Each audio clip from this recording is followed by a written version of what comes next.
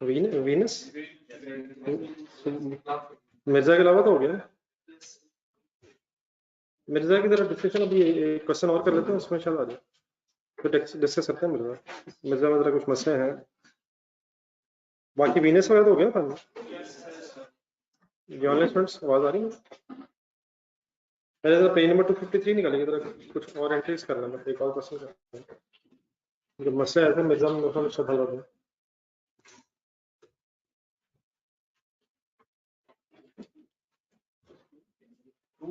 Page number 253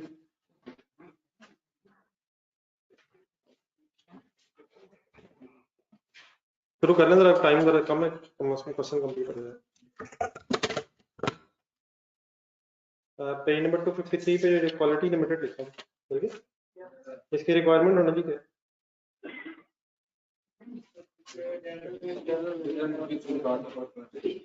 general entries ही कुछ करनी है। मटेरियल अगर खरीदें तो क्या एंट्री होती है? हाँ जी, आपने बाय डिफॉल्ट इंटीग्रेटेड एंट्रीज में रखनी है। अगर कोई अलग करनी पड़ जाए वो भी हो जाएगी, और अगर कभी वेरिएंसेस में करनी पड़े तो वो भी हो जाएगी। लेकिन अगर कुछ ना पता चले तो इंटीग्रेटेड एंट्रीज करनी है। मैं जरा फर्स्ट लाइन से पढ़ूंगा, page number 253।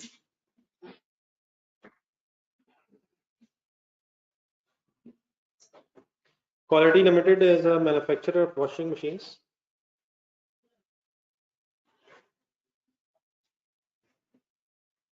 The company uses, underline करूंगा, company uses perpetual method of recording and weighted average method for valuation of inventory. अभी लफ्ज़ सुना perpetual? Yes sir. And weighted average सुना? काउंटिंग इन्वेंट्री की वैल्यूएशन के cost के दो मेथड्स होते हैं, एक FIFO है और एक वेटेड एवरेज है। परपेचुअल में साथ साथ अकाउंटिंग रिकॉर्ड्स मेंटेन किए जाते हैं, एक टेबल सा बनता है। आप लोगों में से PRC पढ़ा हुआ किसी ने? और जिन लोगों ने PRC नहीं किया हुआ, AFC के बाद इंट्रो पढ़ी हुई, तो AFC वाला है एग्जाम्पशन? फुली एग्जाम्पशन ना कंसिडर कीजिएगा, थोड़ी सी एग्जाम्पशन में साथ रखिएगा। एक डेटा जरा पढ़ने तो लिखते हैं, देख सकते हैं। Opening inventory of the following information pertains to raw material. Raw material SRM, raw material का नाम है। Opening inventory of raw material was 100,000 units having a value of 80 rupees per unit. Entries करनी है ओपनिंग के entry तो transactions की entry होगी, balances तो कैलकुलेट होता है। पिछले साल का क्लोजिंग अगले साल ओपनिंग बन रहा है। 1,50,000 यूनिट्स पर परचेज की एंट्री बता दो। Material debit payable credit 150,000 units were issued from store की एंट्री बता दो। 5,000 defective units return from production source की एंट्री बता दें। ना ना सोर्स की एंट्री बता दो ना यार, क्या return from production to store, material debit, work in process. क्या ये लॉस हो गए? अभी देखते हैं, फिलहाल तो वापस भेज रहे हैं। कहां से कहां चीजें वापस आई? प्रोडक्शन डिपार्टमेंट से वापस आ गई, सोलर एंट्री हो जाएगी। 1,50,000 यूनिट्स पर purchase. Next page, material debit payable credit. Number 6, on 17th June, 50% of effective units were sold off as a scrap for 20 per unit because they have been damaged on account of improper handling at QL. अब इसकी सोच की entry बनाए। Cash debit 20 rupees per unit के हिसाब से। अब cost चाहिए होगी, परचेजेज ठीक है, लेकिन परपेचुअल मेथड में फिर मटेरियल क्रेडिट करेंगे इन्वेंट्री, लेकिन मटेरियल क्रेडिट होगा कॉस्ट, फिर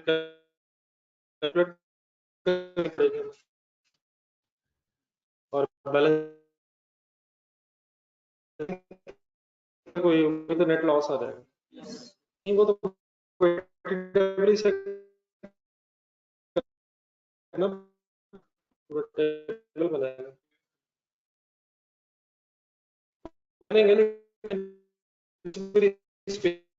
cash debit 20 rupees per unit के हिसाब से, मटेरियल क्रेडिट होगा कॉस्ट, और अब हमारा लॉस नहीं है, गुड्स वापस जाते हैं। तो परचेज रिटर्न की एंट्री सोच के बता, payable debit material credit, material debit material credit, सोच के नहीं बता रहे, मैं मुसलसल हर एंट्री की बात कर रहा हूँ, सोच के। आप पहले बोल रहे हैं, बाद में सोच रहे हैं। 19 June 5000 units were issued to production in replacement of defective units which was returned to store, सोच के फाइनल एंट्री। हाँ जी, वापस भेजें दोबारा, इशू की तो work in process debit material credit. ठीक है जी, ऑनलाइन स्टूडेंट्स साथ, आवाज ठीक है मेरी, आवाज ठीक आ रही please. On 20th June, supplier delivered 2500 units in replacement of the defective units which had been returned by QL source entry. Material debit payable credit, जो वापस किए थे उसी जगह नए आ गए। Next number 10, issued from store, work in process debit material credit.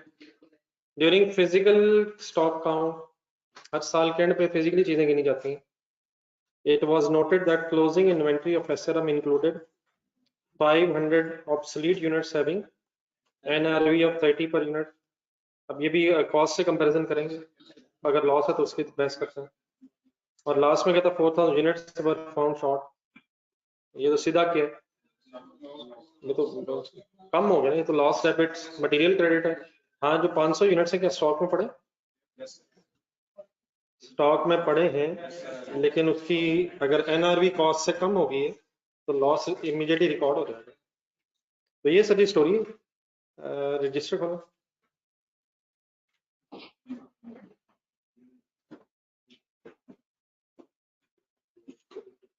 Sir,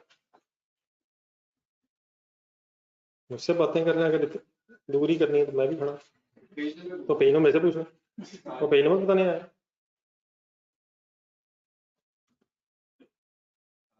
मैंने दे इतनी जल्दी के। Quality limited,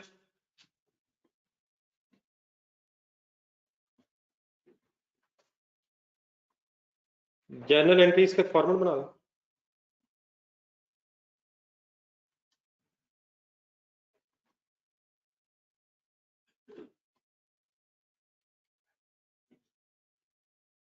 date debit credit लिखना है, तो डिस्क्रिप्शन ठीक है, डिस्क्रिप्शन में जर्नल कौन सा डेबिट कौन सा क्रेडिट, डेबिट क्रेडिट,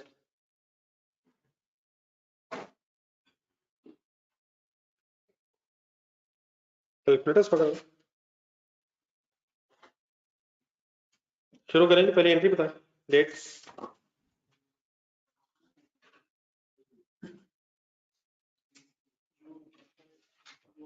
ओपनिंग की तो नहीं करनी, 5 जून 2010, परचेज की एंट्री करें, परचेजेस डेबिट रहने दे, मटेरियल करना,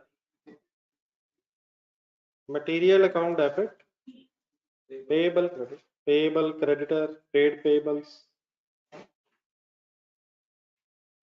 कितने से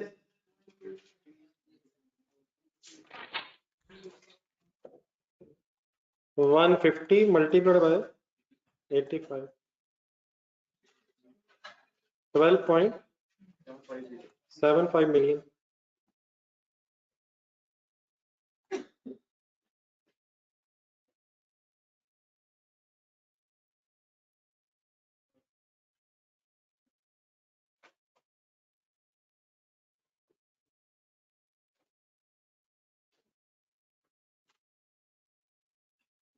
ये नेक्स्ट डेट से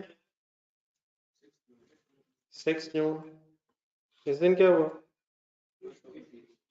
डबल एंट्री सुना,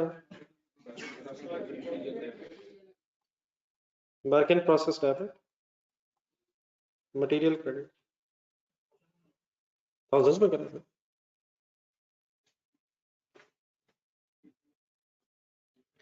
कितने से 1.5 लाख यूनिट्स एंट्री कर दें, आगे सामने यूनिट लिख दें, यूनिट लिखने अमाउंट लिखनी है। तो अमाउंट कैसे लिखें? ये जो खरीदे यही इशू किए होंगे,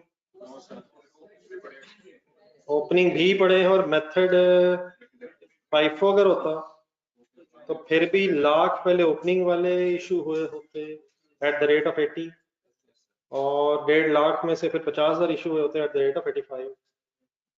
ऐसे ही होना था sir, first in first out. लेकिन हमारा मेथड क्या है, वेटेड एवरेज में सभी टेबल बनता होता है, परपेचुअल वेटेड एवरेज में टेबल बनता है। तो इसके लिए पेज छोड़ दें, नेक्स्ट पेज पे आना।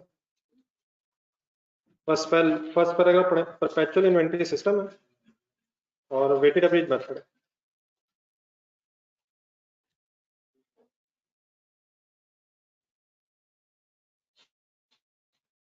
परपेचुअल इन्वेंटरी है और वेटेड एवरेज मेथड।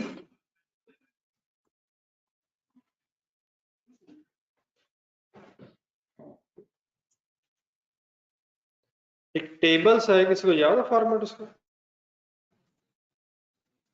सबसे पहले एक नजर देख जरा, देख के रिवाइज कर लें। डेट आ गई, डेट के बाद अब इसके टेबल बनाने के भी दो तरीके थे। जरा पहले बोर्ड पे देख लें, अगर कोई अल्टरनेट तरीका जहन में आता तो बता दीजिए। Receipts, next. अच्छा, रॉ मटेरियल है ये, सेल करेंगे इशू करेंगे कहाँ? Production department.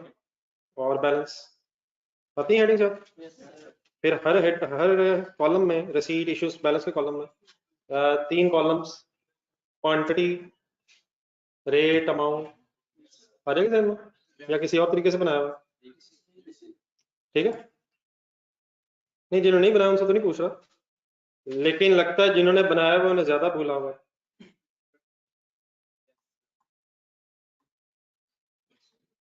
पता है याद कुछ?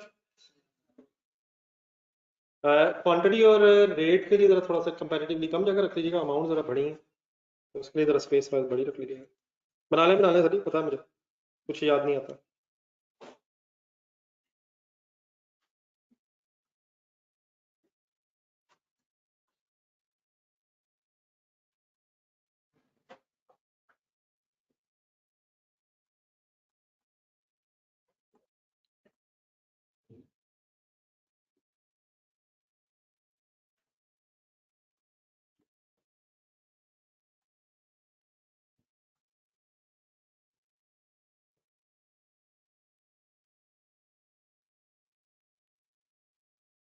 जी जान मुसब, वालेकुम सलाम।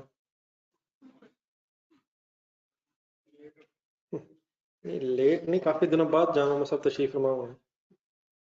कैसे हैं सर? लेक्चर्स पेंडिंग तो नहीं है? ये तो सवाल ही बना लगा था।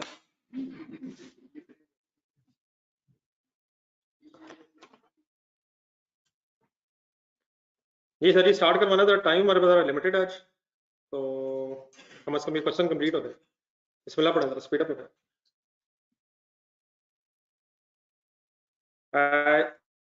सॉर्ट ऑफ ये जो लेजर, ये जो टेबल बना रहा हूँ मैं, ये टेबल सिंपली मटेरियल अकाउंट ज़हन में लाएं जरा। मटेरियल का जो लेजर है उसकी जरा रिफ्लेक्शन है टेबल फॉर्म में। मटेरियल के लेजर में 5 मेन चीजें बताएं। Purchase, issuance, loss, closing. लेकिन उसमें सिर्फ अमाउंट्स होती हैं, इसमें जरा क्वांटिटीज के साथ साथ वर्किंग भी हो जाएगी। तो ये वही लेजर है। इन अदर वर्ड्स, आप रॉ मटेरियल स्टोर रूम ज़हन में बना लें। तो क्या रॉ मटेरियल स्टोर रूम में साल के महीने के शुरू में महीने का डाटा 1 जून वाले दिन कुछ क्वांटिटी पड़ी थी? पड़ी थी सर, कितनी पड़ी थी लिखवा दें ढूंढ के। बैलेंस के कॉलम में जाएंगे, 1 लाख यूनिट्स पड़े थे, किस रेट पे पड़े थे, इट मींस कितने रुपए का स्टॉक पड़ा था, 8 मिलियन रुपीस का स्टॉक पड़ा। मैं सीधा ही बैलेंस क्यों पहुंच गया, ये ऑलरेडी पड़ा था, मंथ के स्टार्ट में ये पड़ा था। End of this table is opening balance just like ledger in a statement form. Done है? इसमें जो रिसीट्स हैं सॉर्ट ऑफ डेबिट हो रही हैं और इशुएंस सॉर्ट ऑफ क्रेडिट वाली स्टोरी चल रही है। नेक्स्ट डेट बता दो, 5 जून। कितनी क्वांटिटी हुई आई, किस कॉलम में लिखूं, किस रेट पे आई, किस अमाउंट पे आ गई, 12.75 मिलियन। अच्छा खुला खुला जरा कर लीजिएगा, चाहे एक लाइन छोड़नी पड़े, पूरा पेज यूज कर लीजिएगा। ओके, लेकिन अब ये यहाँ तक फिगर्स देख कर जरा अपने जेहन में स्टोर रूम बनाए। 5 जून वाले दिन जब 1,50,000 के 1,50,000 यूनिट्स फर्दर परचेज होके आए होंगे, तो ऑलरेडी स्टोर रूम में 1 लाख यूनिट्स पड़े थे। अब स्टोर रूम में कितने हो जाएंगे, 2.5 लाख। खैर नहीं, अभी आप ये गौर से देखिएगा, अब 2.5 लाख यूनिट्स हो जाएंगे। Problem is lakh units 80 rate वाले थे और 1.5 लाख 85 रेट वाले थे। तो यहाँ फिर अब एवरी रेट कैलकुलेट हो। तो परपेचुअल इन्वेंट्री सिस्टम में अगर वेटेड एवरेज हो तो हर परचेज और परचेज रिटर्न के बाद रेट रिवाइज होना। रेट रिवाइज करने का फॉर्मूला वही है जो आपने वेटेड एवरेज में कहीं सुना होगा कभी जिंदगी में। क्या फॉर्मूला, ओपनिंग अमाउंट लेते हैं प्लस परचेजेस लेंगे। अच्छा इस वक्त रॉ मटेरियल है तो ये रॉ मटेरियल परचेज ही होना है, लेकिन अगर यही फिनिश गुड्स होती तो परचेजेस की जगह फिर cost of goods manufactured word हो जाता। तो ओपनिंग स्टॉक यहाँ लेंगे परचेजेस का अमाउंट के एंगल से प्लस परचेजेस की अमाउंट और divided by opening quantity and purchase quantity. कुछ आ जाएगा जहन में कैसे, 8 मिलियन बोल दें, पहले फिगर्स बोल दें, जिन लोगों को नहीं आइडिया है पहले करवाइएगा आप लोग। प्लस 12.75 मिलियन, इन फिगर्स के नाम बोलने रखे हैं, opening amount plus purchasing amount plus divide by opening quantity plus purchase quantity. एक मिनट रेट कैलकुलेट करें, 83 अल्हम्दुलिल्लाह पूरा राउंड ऑफ हुआ है, मल्टीप्लाइड बाय 83 आंसर बता दें पहले मुझे, 20750। तो जहां रेट राउंड ऑफ नहीं हो रहा होगा वहां आपने प्लीज 2 डिजिट्स में राउंड ऑफ करके बहस कंप्लीट करनी है। साथ साथ पे एक आध वर्किंग जरूर लिख लीजिएगा, ये रेट कैसे आ रहा है। ये चाहे आपके पास अगर 7 जगह नहीं तो नीचे कहीं पेज पे नोट कीजिएगा एक आध वर्किंग। एक दफा सेंटेंस जरा बोल दें, ये रेट कब रिवाइज होता है, after every purchase and purchase return. नहीं मतलब ये बैलेंस में जो रेट कैलकुलेट करूंगा मैं weighted average after every purchase and purchase returns. Note है, तब जरा अपनी एंट्री साथ साथ देख लें। परचेज की एंट्री हो गई थी, डेफिनेटली बैलेंस की एंट्री नहीं होनी, ओपनिंग में परचेज ऐड होकर बैलेंस खुद ही आएगा। नेक्स्ट डेट बता दो, 6 जून। क्या हुआ 6 जून, इश्यूएंस किस कॉलम में लिखूं, कितनी क्वांटिटी, 150,000, किस रेट पे। हाँ जी, अब स्टोर में 2.5 लाख यूनिट्स पड़े थे, 5 पे 2.5 लाख यूनिट्स हो गए थे, उसमें से 6 जून को हमने 1.5 लाख यूनिट्स उठा के इशू कर दिए। तो किस रेट पे पड़े थे, तो अगर एवरी रेट यूज हुआ 12.45 मिलियन फिगर आ गई। स्टोर रूम में कुछ रह गए होंगे, कितने, 1 लाख, लेकिन वो लाख अब किस रेट पे पड़े हैं, 83। आंसर आ गया 8.3 मिलियन।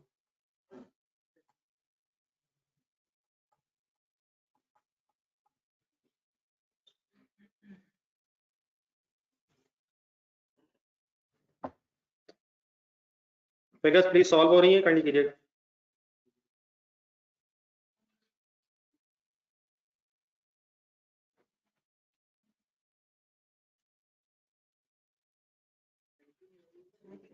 हाँ जी, एंट्री साथ बना लो, टेबल बनाने के बाद फिर एंट्री सेम रखें। Double entry is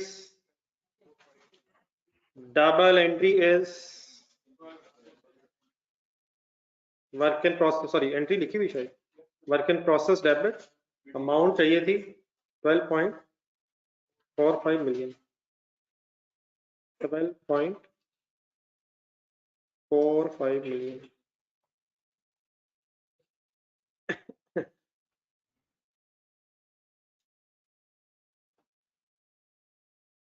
next date 12 को क्या हुआ, एंट्री बताएं, material debit, work in process credit,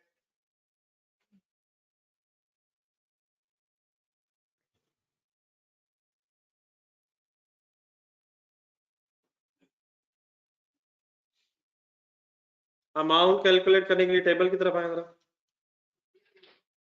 12 जून, ये कहां से कहां है? प्रोडक्शन डिपार्टमेंट से वापस आए हैं, तो सॉर्ट ऑफ दोबारा रिसीट है।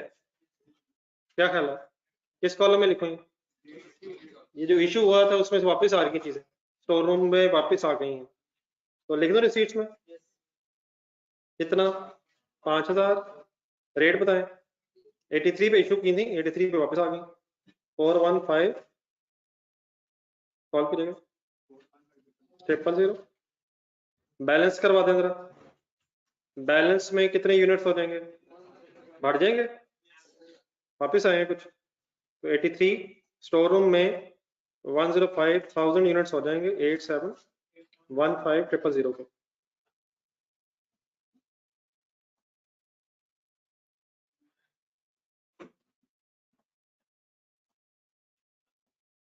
डन है sir.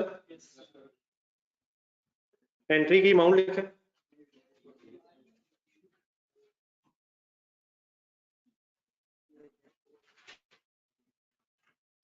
Material debit, work in process credit,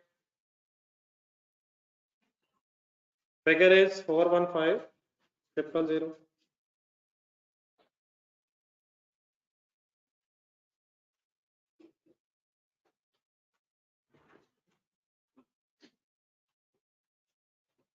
next date बता दें।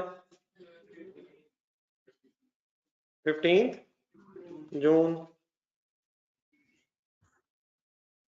पहले ट्रांजैक्शन देख लें 15 जून को क्या है। ये तो परचेज है यार, सिंपल है। Material debit, payable credit, amount जरा टेबल में निकालने जाकर। नहीं आनी तो है वैसे, चले यहाँ कर दें, यहाँ करें जी। Material debit, purchase, payable credit, amount बताएं कैसे करें। 150 at the rate of, purchase तो उसी रेट पे करेंगे ना जिस रेट पे सप्लायर देगा। अमाउंट बन गई 13.215 मिलियन।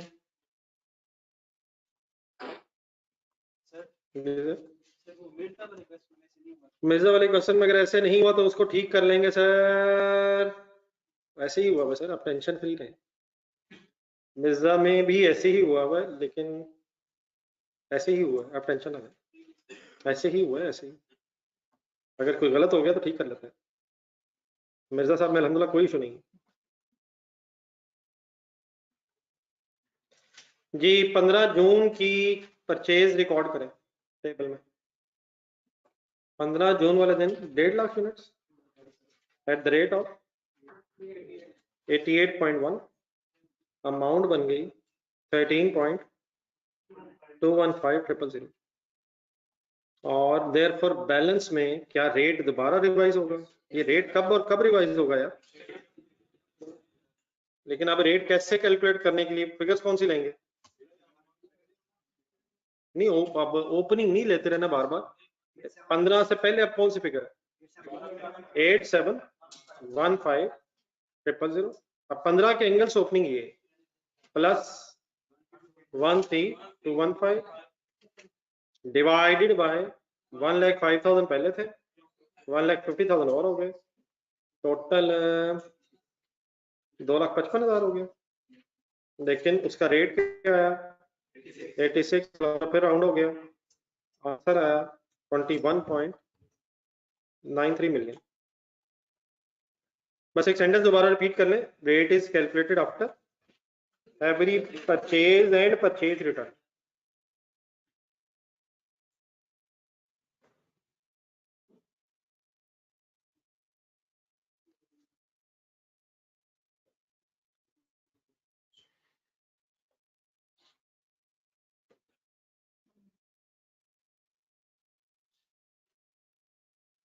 ओके जी, वापस आ जाए, डाटा पढ़ें जी। नेक्स्ट डेट 17 जून। अच्छा, अमाउंट की वर्किंग करते हैं 17 जून पे। आप लोग जरा एक एंट्री बना लें जरा यहाँ। कैश डेबिट, कैश डेबिट का पता है कितने से? 50% ऑफ डिफेक्टिव यूनिट्स ढूंढने गई, 5000 थे, हाफ बेचे इंटू 50% इंटू 2500 सॉरी 50,000 रुपये हो गया। क्रेडिट एक लाइन छोड़ के जरा क्रेडिट कर लें मटेरियल, और बस यहाँ ये बता दें मटेरियल क्रेडिट होना किस अमाउंट से, उसी अमाउंट से जो मिली है या कॉस्ट से। तो यहाँ तक आ जाए, फिर अभी कॉस्ट की वर्किंग करनी पड़ेगी। अब 17 जून को अगर ये डिफेक्टिव यूनिट्स डिस्पोज ऑफ हुए हैं तो इनकी कॉस्ट कैलकुलेट करने के लिए वापस टेबल में 17 जून। अब मटेरियल में से निकलने हैं ये, तो किस कॉलम में लिखें ये भी डिसीजन लें। हाँ, दो तरीके हो सकते हैं, इशू के कॉलम में लिख लें या रिसीट के कॉलम में से माइनस कर लें। मेरा ख्याल है जिन्होंने पीआरसी वगैरह में देखा हो शायद रिसीट में से माइनस करते होंगे आप, लेकिन चॉइस वारल है, इशुएंस में निकल रहे हैं ये, तो या इशुएंस के एंगल से सोच लें या फिर मटेरियल की रिसीट में से लेस कर लें। मैं शायद रिसीट में इसलिए लिख रहा हूँ, मेजोरिटी मेरा ख्याल है कि शायद इस तरह देखा हुआ। बाकी बता दें अगर गलत वैसे नहीं है, आप या कहाँ या इशुएंस में पॉजिटिव लिखें या रिसीट्स में नेगेटिव लिखें, बता दें कहाँ लिखें, जहां दिल कर। नहीं ठीक है ना, मतलब इसमें अलाउड है। अब 2500 रिसीट में लिख रहा हूं, अब रेट बता दें बस 86 से कॉस्ट वाला रेट लगाना है। कॉस्ट इस वक्त जितने यूनिट्स थे वो अब 86 पे पड़े हैं, तो 86 कॉस्ट की बेस पे अपनी वर्किंग है। अमाउंट आ गई, इस 215000 का मीनिंग बताएं। ये कॉस्ट है, डिफेक्टिव यूनिट्स की कॉस्ट है, ये बैलेंस करवाएं, कितने रह जाएंगे बाकी, बढ़ जाएंगे कम हो जाएंगे? नहीं 250 नहीं होंगे यार, 250 निकले हैं यार, 250 to 500। रेट कितना होगा 86, ये रेट चेंज कब होना है? परचेज और परचेज रिटर्न पे, बस पहले फाइनल रखते हैं। अल्लाह मालिक 21715 000। ये ठीक है बड़ा ऑनलाइन स्टूडेंट्स?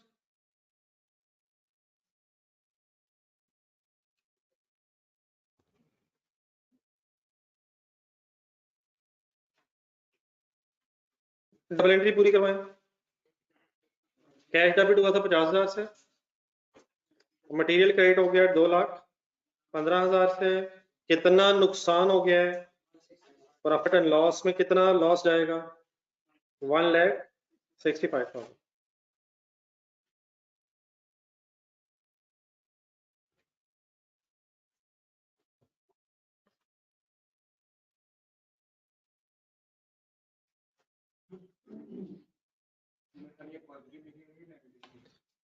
इसमें नहीं, इशू में पॉजिटिव लिखेंगे, क्रेडिट कर रहे हैं आप, या क्रेडिट साइड पे पॉजिटिव लिखते हैं या डेबिट साइड पे नेगेटिव लिखते हैं।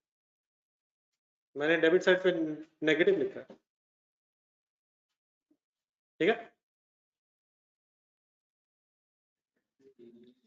जी। नेक्स्ट चलें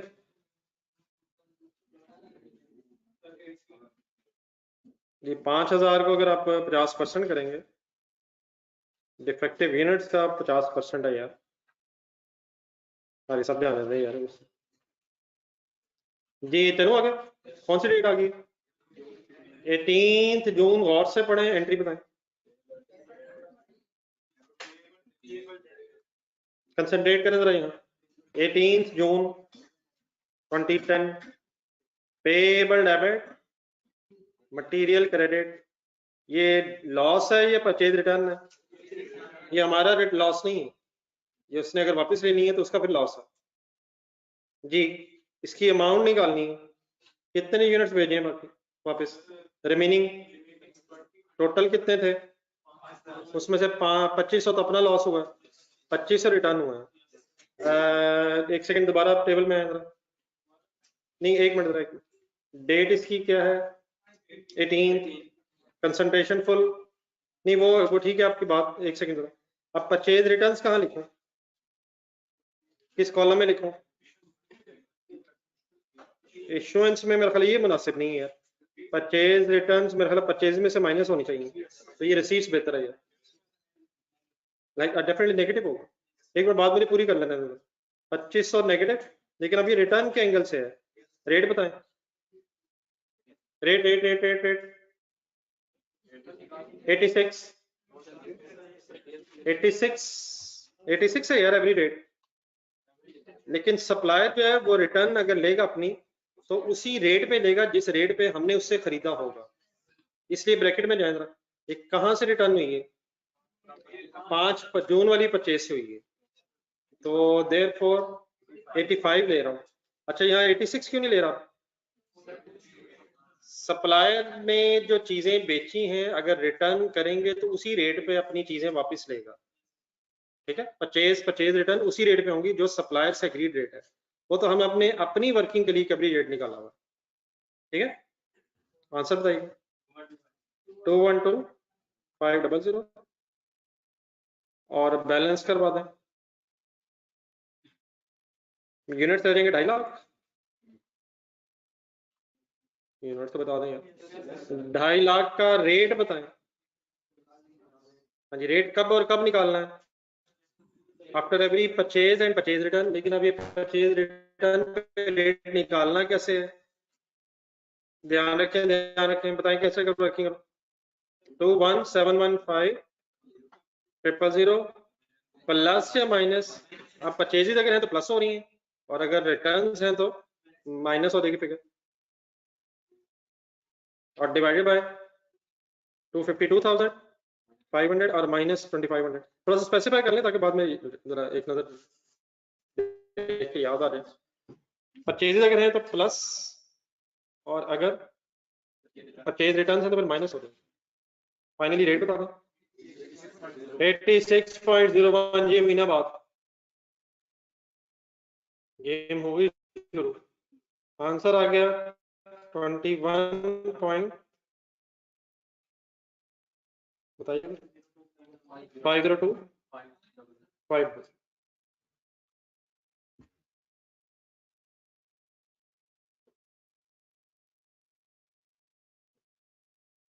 जी, ऑनलाइन स्टूडेंट सीख रही।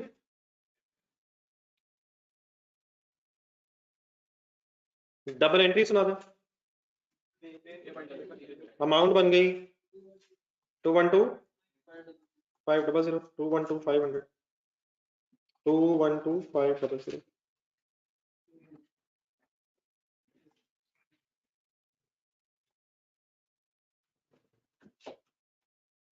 चले आगे। 19 जून इजी है शायद, उससे करना। 19 June work in process debit, work in process debit, material credit. Amount बन जाएगी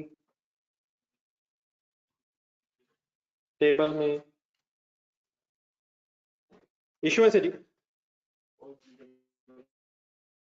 इशुएंस के कॉलम में आ गई quantity 5,000 eight the rate of 86.01, और रेट अमाउंट आ गई 430,050। बैलेंस में क्वांटिटी रह गई, हिम्मत हिम्मत जवाना हिम्मत। इशू करने से क्वांटिटी बढ़ जाएगी या कम हो जाएगी स्टोर रूम में? ये सारा स्टोर रूम बना रहे हैं, और स्टोर रूम के अंदर देख रहे हैं कहां से चीजें आ रही हैं, कहां जा रही हैं। बैलेंस में कितनी क्वांटिटी रह गई? 245,000। रेट वही है, और अमाउंट रह गई 21,072,450।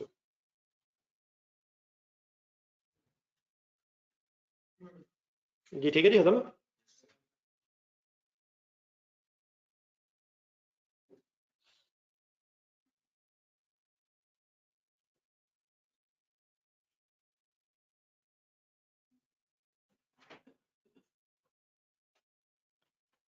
फोर 30,050 डबल एंट्री की अमाउंट पूरी करें।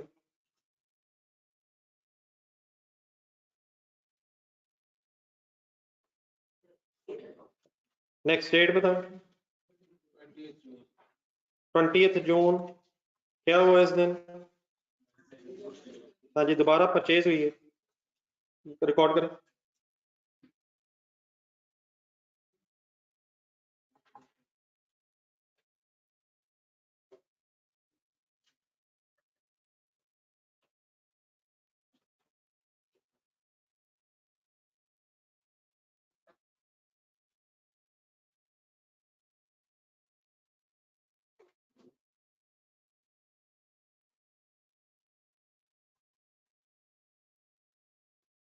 सप्लायर ने डिलीवर किए 2500 units.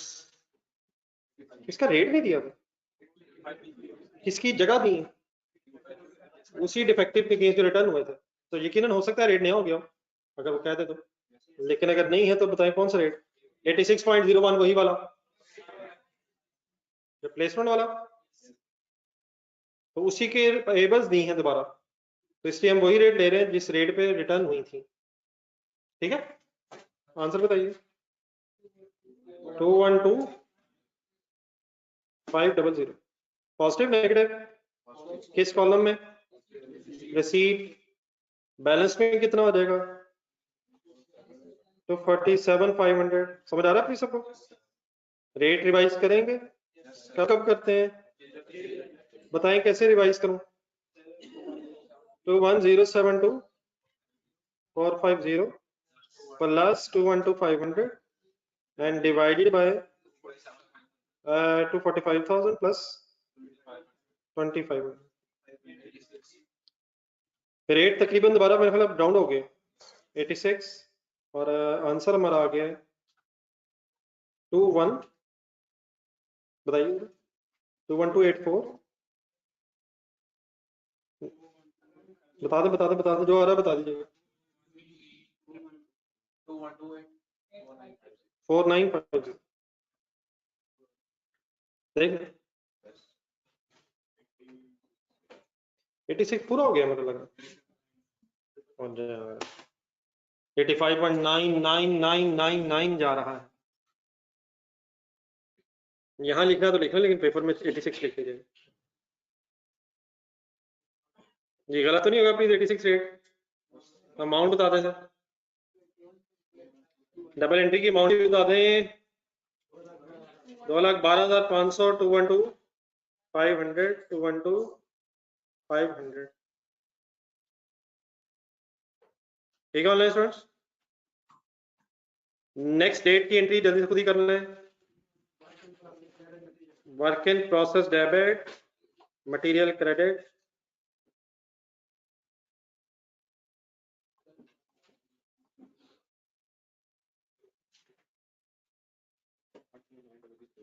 Work in process debit material credit by rupees 12,900,000।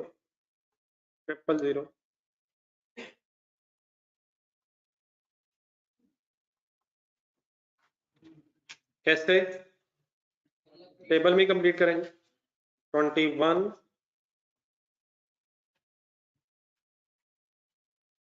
1,50,000 units at the rate of बता दें 86, अमाउंट बनेगी 12,900,000। बैलेंस में रह जाएंगे 97,500 units at the rate of 86 8385 000।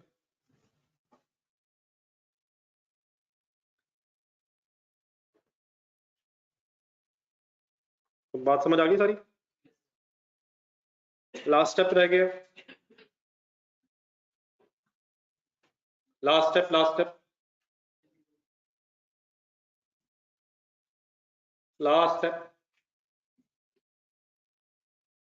एक तो एनआरबी का लॉस है, वो मैं डिस्कस करता हूँ। एंड वाले जो वर्ड्स लिखे हुए 4,000 यूनिट्स वर फाउंड शॉर्ट, उनको फाइनल कर लेना, उसी को करेंगे एंट्री। बोल दें entry, loss debit material credit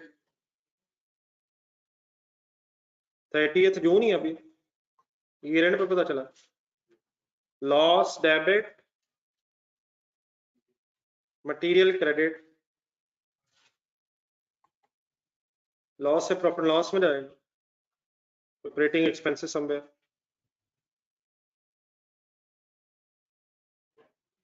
table में है, इस कॉलम में लिखो लॉस, सोच के फाइनल रिसीट्स में से माइनस कर दें 4000, रेट क्या लोगी 86 पे पड़े थे यार, और आंसर आया 344। इट मीन स्टॉक में फाइनली ईयर एंड पे 93,500 यूनिट्स रह गए होंगे एट द रेट ऑफ 86 और उनकी फिगर आ गई है, सॉल्व कर दें 804100। यहाँ तक मैं साथ इकट्ठे हो जाए, फिर एक एनआरबी की फाइनल एडजस्टमेंट जरा सुन लीजिएगा।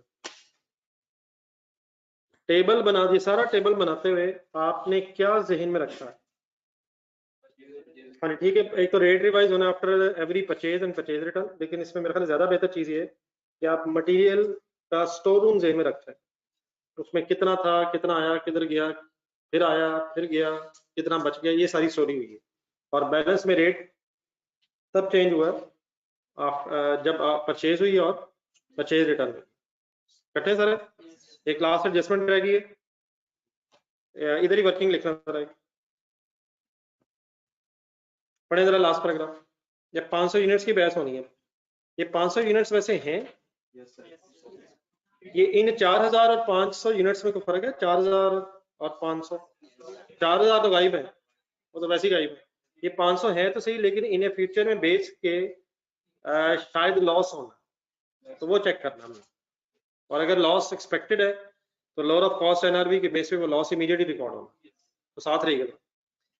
आप ये बता दें ढूंढ के कहीं से कि cost per unit of these 500 units क्या है? क्या ऑब्सोलीट होने से कॉस्ट नहीं बदल जाएगी? कॉस्ट नहीं बदलेगी। अगर आपने खुदा ना खासा कोई मोबाइल लिया और वो गिर गया तो उसकी कॉस्ट नहीं बदलेगी, आपको बुरा क्यों लगेगा? उसकी मार्केट वैल्यू कम हो जाएगी। कॉस्ट ही अगर खत्म हो जाएगी फिर हमें क्या, किस चीज का दुख होगा? 50,000 का सपोज लिया, टूट के गिर गया, 50,000 की कॉस्ट तो खत्म नहीं होगी, उसकी वर्थ खत्म हो जाएगी मार्केट में। तो कॉस्ट 86 ही है। हाँ, इसकी एनआरबी क्या है? एनआरबी क्या है? तो क्या हम कोई लॉस एक्सपेक्ट कर रहे हैं? कितना? तो लॉस पर यूनिट, और है कितने यूनिट्स? 500 यूनिट्स हैं इनटू 56। आंसर बताएं जरा। तो ये लॉस 28,500। तो लॉस ड्यू टू लिख लें जरा हेडिंग, ये टेबल के नीचे जगह बना लें working, loss due to lower NRB.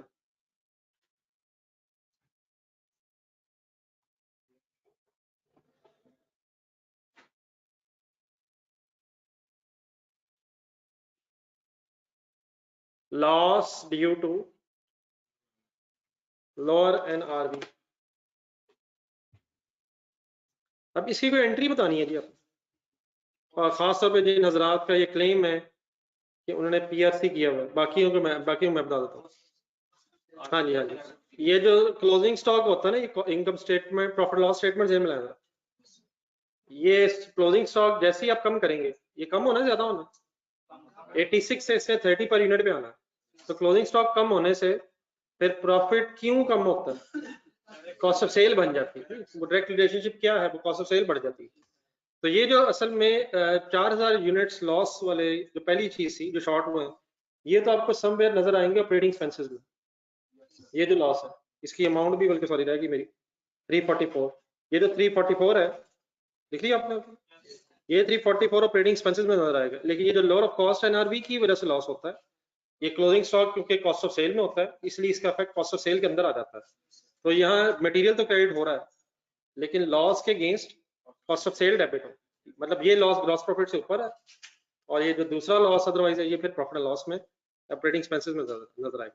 तो इसकी तरह बस एंट्री में जरा वर्ड सही कर लें, वैसे ये भी लॉस है वो भी लॉस है, डबल एंट्री दोनों की क्या हो रही है? नहीं, दोनों में लॉस डेबिट है, लेकिन लॉस की प्रेजेंटेशन डिफरेंट है सिर्फ, वो कॉस्ट ऑफ सेल में डेबिट हो रहा है सॉर्ट ऑफ, और ये ऑपरेटिंग एक्सपेंसेस में। तो आज फाइनल एंट्री लिखा 30th June 2010, cost of sale debit,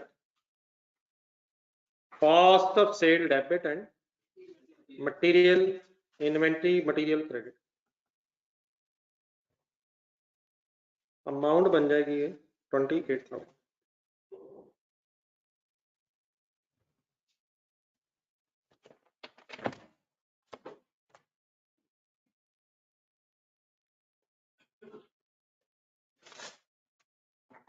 page number ढूंढने जरा,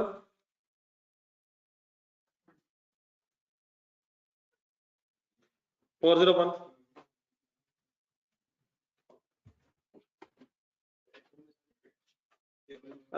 किसमें टेबल में जरूरी नहीं होता। अब ये टोटल कॉस्ट है, इसमें से अगर स्टेटमेंट ऑफ फाइनेंशियल पोजीशन में बस 28,000 लेस करके लिखेंगे।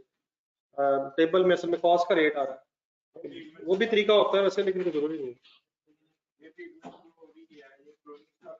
एनआरबी का प्रॉब्लम है ही कहाँ, क्लोजिंग स्टॉक में यूनिट्स पड़े हुए हैं, लेकिन फ्यूचर में अगर लो वैल्यू पे बिकने हैं तो closing stock is measured at lower of cost NRB. ये प्रॉब्लम है ही क्लोजिंग स्टॉक का। ड्यूरिंग द ईयर का अगर कोई डिफेक्टिव यूनिट होंगे वो तो शायद हमने बेच भी दिए हो, देख लेना, तो उसकी तो डिस्पोजल होगी। ये अभी फ्यूचर में बिकने हैं और हम एक्सपेक्ट कर रहे हैं कि लॉस पे बिकेंगे, लेकिन वो लॉस भी IS2 इमीडिएटली रिकॉर्ड हो रहा है। एक क्वेश्चन नंबर 4 है जी, 401 पेज पे, स्टैंडर्ड लिमिटेड। आइडियली तो शायद टाइम निकला था तो हम इसे कंप्लीट कर लेते हैं। वैसे ये डाटा एक सेकंड पढ़े जरा, ये डाटा तकरीबन मिलता जुलता है, बस इसकी फर्स्ट लाइन जरा देखें। ये buying and selling word underline करें। ये ट्रेडिंग बिजनेस है। ट्रेडिंग बिजनेस अगर हो तो ये भी परपेचुअल का टेबल बनाया जरा, रजिस्टर में सामने रखा जरा, परपेचुअल वाला जो भी टेबल बना, डेट का कॉलम होगा, रसीद का होगा, लेकिन जो अगला कॉलम है ना इशू वाला, उसकी जगह सेल होगा। लेकिन नहीं, लेकिन इसमें बड़ा संजीदा एक मसला ये है कि सेल के कॉलम में जो अमाउंट होगी वहां सेल प्राइस नहीं लिखनी, वहां कॉस्ट ऑफ सेल लिखनी है। तो इस तरह मैं करता हूँ, मैंने सुबह वाली क्लास में ये क्वेश्चन करवाया, क्वेश्चन टफ नहीं है, लेकिन ये जो कॉस्ट ऑफ सेल वाली बातें अगर वो लेक्चर शेयर कर दूं आपसे अब, ताकि कल मैंने एक और क्वेश्चन करवाना ताकि कल बात खत्म हो जाए।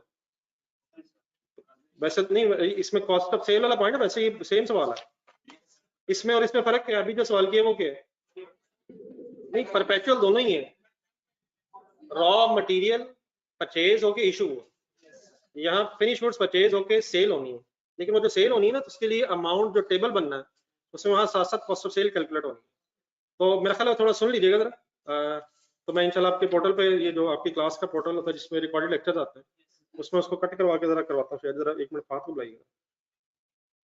कल मेरी कोशिश होगी कि जरा ये मिर्जा साहब और एक और मैंने क्वेश्चन करवाना, ये जरा कंप्लीट हो जाए ताकि फिर हम फाइनली कोई रिवीजन के हवाले से कुछ सोच सकें। ठीक है, तो कल अगर मुझे थोड़ा सा एक जरा फेवर कीजिएगा आप, बल्कि एक काम और करिए, एंट्रीज पे ध्यान दें, बाकी देखें बड़े बड़े अब काम हो गए हुए, अपने आप को हर एंगल से इक्विप रखें। एग्जामिनर मेन टॉपिक्स ठीक है अपनी जगह है, लेकिन साथ ही छोटे टॉपिक्स में से भी सवाल बना देता है और वो ढूंढता रहता है, कभी इधर से तो नहीं उधर से नहीं, तो इसलिए मैं भी कोशिश कर रहा हूँ कि ढूंढ के तकरीबन हर एंगल से चीज हो ही जाए। तो आप लोगों ने भी काइंडली थोड़ी सी हिम्मत जारी रखनी है। तो पेज नंबर ढूंढने जरा 204। वो ठीक है मिर्जा, मुझे आइडिया है कि शायद मैं जब कल बात कंप्लीट करूंगा फिर मेरे ख्याल में मिर्जा शायद मैं फिर प्रॉपर समझा दूंगा। तो पेज नंबर 204 पे आ जाए। इसमें एक अच्छा, ये जो क्वेश्चन अब मैं दे रहा हूँ बिल्कुल सिंपल है, लेकिन इसमें भी जरा लेजर बनने लगे, वो मटेरियल का लेजर, वर्क इन प्रोसेस का लेजर, तो जरा डाटा पढ़ के अपने आप को जरा याद दहानी करवाते थे। एक्चुअल की एंट्री, अप्लाइड की एंट्री, ये वाली चीजें दोबारा लेजर वगैरह में लिख के ये दो क्वेश्चन रखने पेज नंबर 204 और 5। It will not take more than 20-25 minutes. ये बिल्कुल सिंपल है। द ओनली ऑब्जेक्टिव है इसके दोबारा ये एंट्रीज ही फाइनल हो जाए। ठीक है, तो एक स्टैंडर्ड है आपकी तरफ, और बाकी ये दो छोटे सवाल हैं। तो बाकी इंशाल्लाह फिर कल कोशिश करते हैं मैक्सिमम। बाकी वो मेरा फिर एक रिवीजन का प्लान है, तो वो इंशाल्लाह फिर कल डिसाइड करते हैं उसके लिए क्या टाइमिंग वगैरह रखनी है। उसमें कोशिश करेंगे कि मेन टॉपिक्स भी हैं और दूसरे भी हैं, वो जरा मिक्स करके थोड़ी सी गेम फाइनल हो जाए। तो और कोई क्लास तो नहीं ना, यानी कि मेरे अलावा क्लासेस तो कोई नहीं है? थोड़ा सा अगर हम टाइम भी थोड़ा सा चेंज कर लेंगे, पहले फिर वो इंशाल्लाह कल डिसाइड करते हैं। कल लेकिन सेम टाइम पे क्लास है, कल इसी टाइम में, बाकी फिर कल बाकी चीजें डिसाइड करेंगे। ये जो क्लास सुबह हुई है उस, हाँ आज जो सुबह हुई उसमें ये स्टैंडर्ड क्या नाम है सवाल का? स्टैंडर्ड लिमिटेड का क्वेश्चन मैंने करवाया है, तो वो जरा किस टाइम से किस टाइम तक फट करके जरा इनको भी शेयर करना, इनके पास 2 शेयर हो जाए, इनके टोटल तो जरा मुझे दिखा दें वो जरा चेक करके ना कि किस टाइम से किस टाइम तक, वो बाद में होगा मेरे ख्याल आधा घंटा का होगा, जरा देखिए। ठीक है जी, फिर अल्लाह हाफिज़, इंशाल्लाह मुलाकात होती है।